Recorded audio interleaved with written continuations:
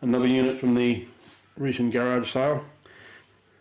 I think I only paid about $1 for that, or maybe even nothing, but it appears to be some sort of a resistance standard with very thick copper bars in a chain, and these plugs that can be used to select what resistance you want, I guess. So perhaps these are one terminal, and you insert these to get the resistance you want. But I'm not sure I have the full set of these, because there's not enough for every hole there, so I don't know if they're supposed to be, but there isn't. Yeah, so how do you get any particular ohms if you can't go all the way? And an infinite resistor there, what's that good for? So it looks like we've got 0.05 ohms there, 0.1, 0.2, 0.2, 0.4, 1 ohm, 2 ohm, 2 ohms, 4 ohms, 10 ohms, 20 ohms, 40, and 10 again, another 10. Unfortunate bit of breakage there. Looks like this was a Eureka. It came from TEPL Melbourne something laboratory. Again, something I can't find any reference to these days. And it's got a little key there that connects this to that stud down there. Don't know what that is. And there's a strange arrangement here with a very taut, very thin piece of wire across there. So is this to measure that resistance of that wire, or what? At 15.5 degrees centigrade, very precise temperature, isn't it? And this thing, it 1941, could it be that old? It doesn't use any of those that generic metric ohms rubbish. This thing uses British standard ohms. Right, so I've just removed the 10 screws that hold the lid on this box. So let's see what's underneath.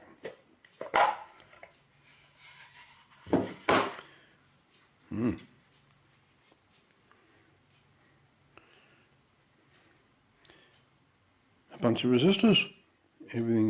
All those resistors are just across these junctions. They're 0.05, yeah, these are 0.05 ohms, these two, and that's 0.1, so twice as long. Looks like more than twice as long, maybe not, etc, etc, etc, until you get to this terminal. And they needed to even I even needed to take a bit out of that box for this guy to get in. Well, just make a slightly bigger box.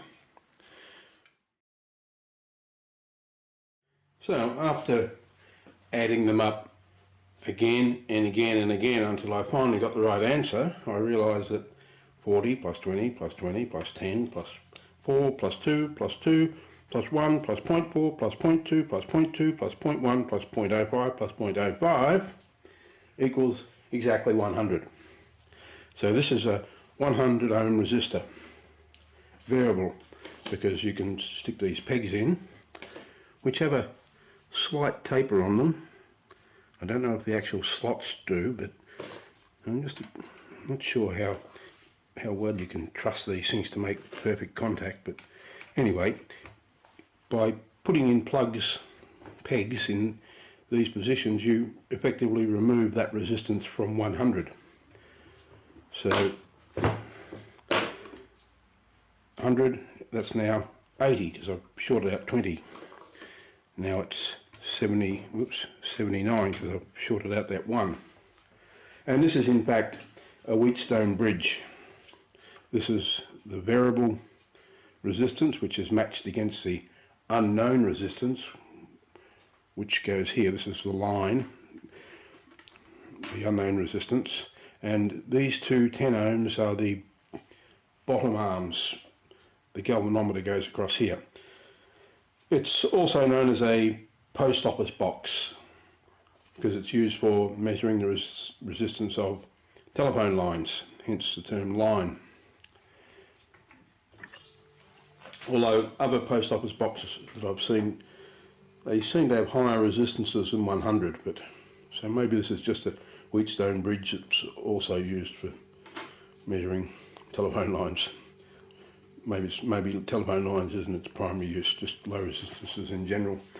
But also other post office box, they seem to have the galvanometer not in a fixed place, but on wires you plug into these pegs. The pegs have wires, and you put the galvanometer in different positions there, but I guess that's just a difference in implementation.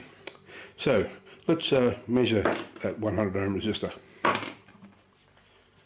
So we have a reasonably good multimeter, HP3456. We'll put it in 4-wire ohms mode using Kelvin connections to eliminate the resistance of the wiring, and just stick it across that 100 ohm resistor, and we get many megohms.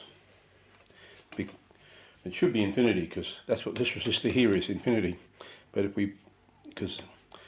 so there's some leakage across there in the order of megohms, but let's put in a plug there, and there we get 100 ohms.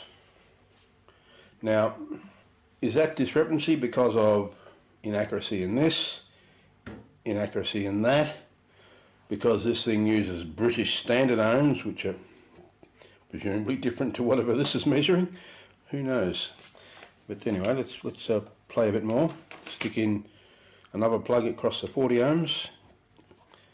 There we go. We're taking 40 out of our 100, giving us 60. Take out 10 more. 50 ohm resistor. Take out one more. 49. 49.1 something. So if I short out 0.1, we should have 49.0 something. Gets a bit fiddly down there, and yeah, I'm just not sure how good these connections are. Maybe maybe all this copper needs some sort of a clean, but I'm not sure what the correct way to do that would be, so I'll just leave it for now. So let's try using it as a actual Wheatstone bridge, where we'll stick a galvanometer across here, a battery here, and an unknown resistance here. So here's the schematic for the post office box contraption. We have the chain of resistors here, which if you add them all up comes to 100 ohms. The galvanometer goes across these two 10 ohm resistors, and the unknown resistance goes from that side up to the positive by this route. Then I've got these arcs about, that should be positive, this should be negative down here. Fuse and switch. So these are two arms of the Wheatstone bridge. This is another arm, and the unknown resistance is the fourth arm, and the galvanometer straddles one side, and the power supply straddles the other side, like this. So shown more schematically, we have the galvanometer across the middle of the bridge, the power supply on the other corners. The two 10 ohm resistors are the bottom arms. The top arm comprises the chain of resistors with the pegs to adjust it, and the unknown resistance on the line terminals. And the power supply includes a fuse and the key to activate it. And here you can see it all put together. That 0 to 100 ohms is the chain of resistors, the two 10 ohms here and here, and the unknown resistance goes across those terminals at the bottom. So let's try and actually use it as a Wheatstone bridge and measure a resistance. Alright, so galvanometer, just some crappy old thing, but well, Peak, it's a good brand. Not an unknown resistance, a 15 ohm resistor. Now this thing here, which I presume is a fuse, because that's the last connection. It's in series with the key into the rest of the thing. So, but it doesn't have any good termination point to connect a wire. I'm not sure what you're supposed to do there, so I've used that as the terminal, and we just won't use the fuse. So, if I touch this momentarily, you can see it bangs hard in one direction. So, obviously, we've got to adjust the resistance. So, short out the 40, still bangs that way. 20, still bangs. 20. So now we've taken out 40, 80, we've taken out 70, 90.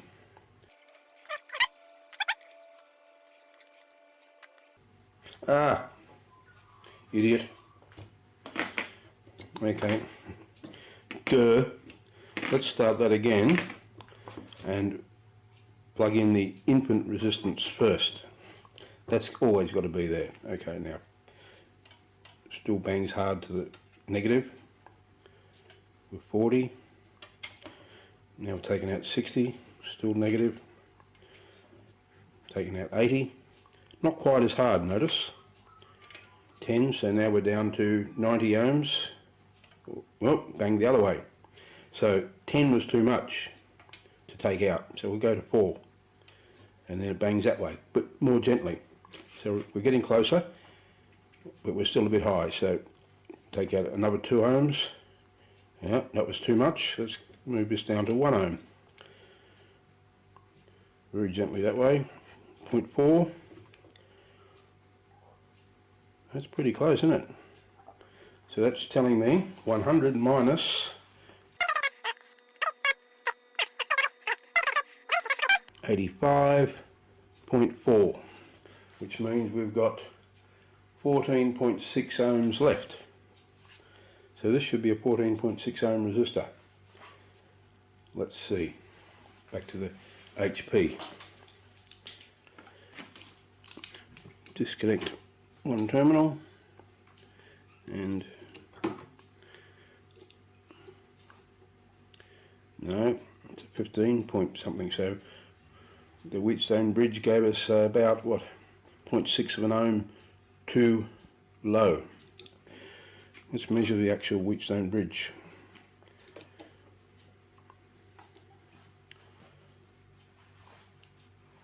Ah, 15.13. Now that's very close to our resistor, isn't it?